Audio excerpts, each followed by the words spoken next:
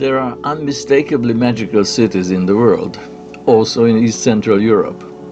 Prague is an obvious example, with the esoterically minded Emperor Rudolf II and Robbie Loew in the time of the Renaissance, when John Dee and Edward Kelly also visited the many-towered city and set up an alchemical laboratory below the Hradčany castle. But the story of magical Prague does not end in the early modern period. Up to modern times, in the 20th century, one could think of the legends of Faust, Mozart's The Magic Flute, Kafka's Claustrophobic World, or Mucha's Art Nouveau, and Gustav Meyring's occult fantasies.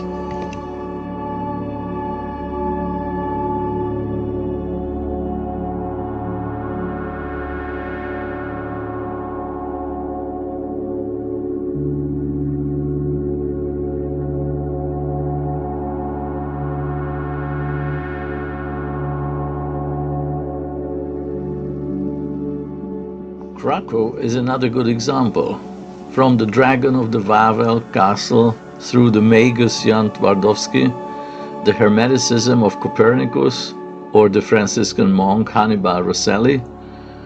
And of course there is no surprise that Dee and Kelly turned up there too, offering angelic wisdom to King Stephen Bathory.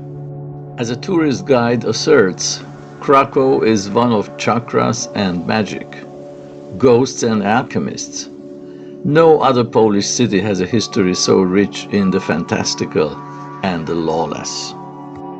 Budapest is less famous, partly because the city only came to existence in 1873 due to the unification of Buda, Old Buda and Pest, partly because the region was under Turkish occupation for 150 years.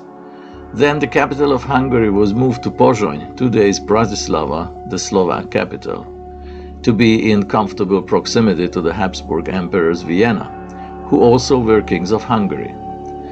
Budapest's significance quickly got on after 1867, the establishment of the Austro-Hungarian monarchy, and became one of Europe's most speedily developing cities, including vibrant and versatile cultural blossoming too. From this time on, Western esotericism entered the city walls, bringing Freemasons, theosophy, anthroposophy, Jewish Kabbalah, Indian yoga, and other trends up to the First World War. And even after, when Hungary lost 2/3 of her territory to its neighbors, and Budapest remained the only large urban settlement in the newly shaped country. The decades of atheist state socialism put a tight lid on any esoteric interest and organizations, but after the regime change in 1989, everything came to the surface.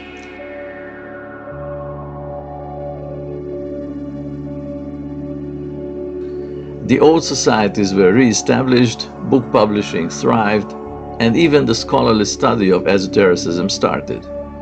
But about this a bit later. Let's talk first about how the average streetgoer or the tourist can learn about the secrets of magical Budapest.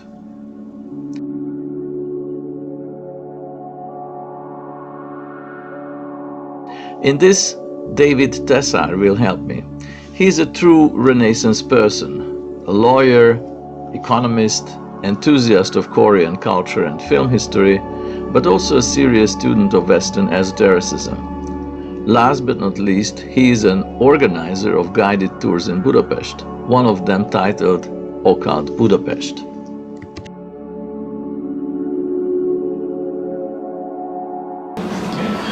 Thank you, Dávid, for joining me for this little interview. My first question is, how did you get involved with the Hungarian esoteric movements or the study of that? Thank you very much for the invitation.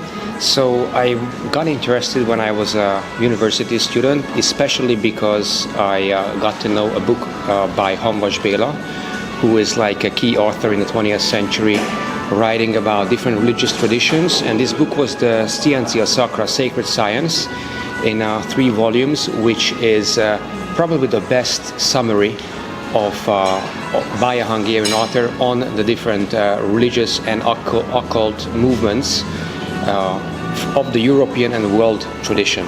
I fully agree with you. But you are doing a kind of business out of this. You are leading this magical Budapest tour. What is the structure of your tour?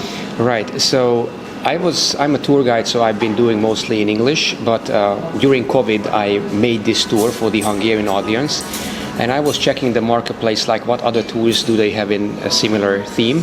And I found only one about Freemasonry. So I went to that tour. And even though it's about Freemasonry, they did not show us the actual beautiful Freemason palace that was built for them. That was the Grand Lodge, their location. So I made a tour, a completely unique tour that is not available by any company. And we start out with talking about the Freemasonry and the Hungarian Freemasons at their Grand Lodge building that was built for the special Millennium Celebrations 1896. So that was it's a really beautiful one. And it was a key moment in Hungarian Freemasonry because that was the time when the British and the continental European, the French Freemasonry, some of the lodges joined together. So it's their joined symbolic Grand Lodge, beautiful newly restored building. That's where we started tour. Then we head toward the House of Terror, where I talk about these key authors who had a very hard time during the communist dictatorship, because it was like an underground movement, writing and talking about religious and especially like esoteric subjects like Béla Hamvas and Mária Szepes. Then we head to the former headquarters of the Hungarian Theosophic Society. Also, they have the original door with their own symbol, like the symbol of Theosophy. So I talk a little bit about Theosophy and the Hungarian major Theosophers and the Hungarian Theosophic Society, which was a mainstream thing at the turn of the century, with key figures in Hungarian literature and science participating in it. They also had the European Congress in Budapest in 1909, if I remember. Absolutely. That. So there were, for example, Annie Besant coming to Budapest many times. Also Rudolf Steiner as a Theosopher coming to Budapest before the First World War, before he founded his own, movement, the Anthroposophy. So that was extremely famous, and many of these key figures visited Budapest at the time. Then we head to the headquarters of the Waldorf pedagogical movement in Hungary, in Budapest. So I talk about Rudolf Steiner, Anthroposophy, and how it is related to the Waldorf school system. There, because there are over 100 Waldorf schools and nursery schools in Hungary. And then I talk a bit about yoga at the Vörösmarty Square. It's one of the main squares in the downtown of the Pest side of Budapest. Because we also had some figures that are not very well known internationally, but for example in Europe they were the ones who founded the first yoga school in Europe. It was 1941. It was a Hungarian artist lady, Elisabeth Haich, or Haich Erzsébet in Hungarian, with Selvarajan Yesudian, an Indian guy coming to Hungary in the late 1930s, who together founded this first official yoga school in Europe. And of course this school was closed down by the communist regime, so they had to immigrate to Switzerland. And the very last stop of the tour is at the Danube Promenade, and that's where I showed them the Gellert Hill, which was called Blocksberg by the Germans living in Budapest during the Austro-Hungarian times. So it was always associated with witches and with strange ladies doing strange stuff. And that's what I talk about, the most famous Hungarian witch who ever lived, Z. Budapest, or Zsuzsanna Budapest, who is still alive. He's 82 years old and he lives in California. And he was the one founding the Dianic Wicca movement. So he's in a Wicca school. She had his own school. California. Is it a kind of feminist version of Wicca? Absolutely, lore? Right. So she was involved in the feminist movement. So it's part of the feminist spirituality in the 1970s in the United States, like Starhawk, for example. And she still organizes the goddess festivals. For example, this year she's 82 this year. She's still organizing it in California. So she's still very active, mentally, physically in a great shape. So I had many interviews with her. So what Hungary. you've just said, it seems that Hungary was a kind of nesting place for different esoteric movements, and some representatives went abroad and actually made career elsewhere. But how about those who stayed here? There is a kind of sacred holy trinity of esotericists from the between war period up to the 1970s.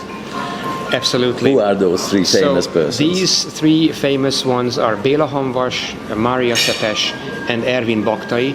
Among the three, I would say Baktai Ervin had the biggest freedom because he had better connections, and he maintained his freelancer career, which was almost impossible to have during the communist times. Partly working for the Hope Ferenc Asian Museum of Asiatic Arts, partly being a lecturer in art history when it comes to Indian art. And even I think that was the key to his freedom, that he was an expert of Indian art. Yes. And in the 1950s, 60s, there was a great friendship between liberated India and socialist countries, so Baktai could survive with that. He had good connections. By the way, he also knew the Hungarian Theosophic School, but later on he distanced himself. So he was an expert in Indian art, but also Indian philosophy. And in Hungary, he's viewed as one of the main proponents popularizing Indian culture, art, and also philosophy.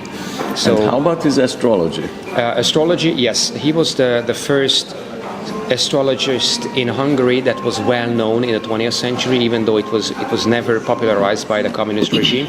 And he wrote a very, very famous textbook that was used for decades during the communist times. So he was also an astrologist, very interesting guy, not only because he was an expert in Indian art, but astrology, and also he was a big fan of Native American culture and folklore. So he was organizing his own Native Indian camps near the River Danube in different islands. Not Native Indian, Native American. Native American, sorry, yeah. They were playing Native American, and yes.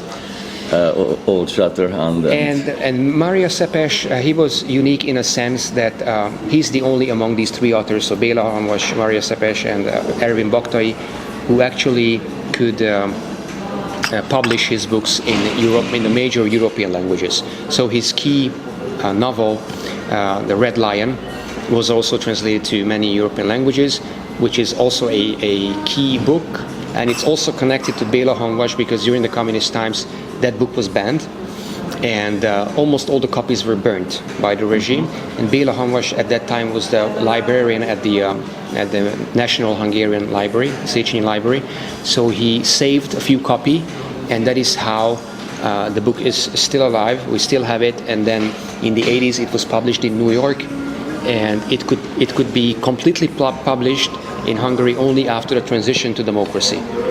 But already before there was an edition which interestingly was published in a science fiction series. Oh yes, that was the Cosmos book series. Yeah. Published as a science fiction, but that was like a shorter edition. So that was not the full book. Some parts were omitted. Yeah. So it was kind of like a censored version, but absolutely it was in the 1980s. So I guess that we have covered most of the important areas we wanted to talk about.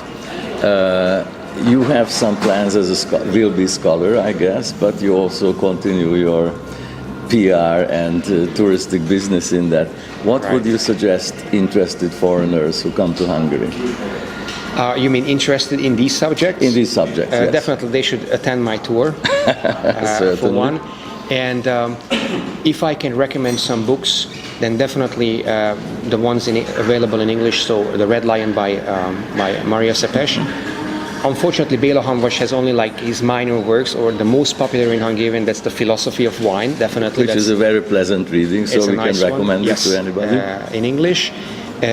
József Kocwinski, one I did not mention, but he had a yoga circle, a Raja yoga circle.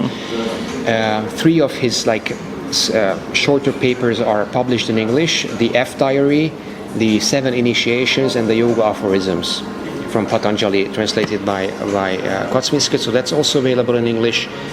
And Elisabeth Haich, his main novel is called Initiations, and that's available in English, German. So because he immigrated to Switzerland and was publishing mostly in German language, probably she's the one who is most well known abroad beside Mária Szepes. So all in all, there is enough to discover, there is enough to read. It's very, very fascinating, and even though there are more famous European cities when it comes to esoteric movements and the occult. Budapest is somehow underappreciated in this sense, although we had many of these figures who had a very hard time after the Second World War dealing with these subjects, and it was completely underground. Finally, let's mention where we are sitting now. Why is this place interesting? Right. So Budapest, just like Vienna, because we were part of the Austro-Hungarian Empire, was famous for the coffee house culture, especially during the turn of the century. So Café Astoria, where we are right now, was a luxury hotel built 6 months before the First World War started out, 1914, which was very much like this was like the last luxury hotel before the collapse of the empire. So it really brings back those memories of the golden age of Budapest and this coffee house culture, where all the main literary figures and artists were hanging around, and this was their main visiting place, and this is where they were working and discussing issues. Thank you very much for all the information, and I wish you fruitful career. Thank you very much. Thank you very much, Professor. Much appreciated.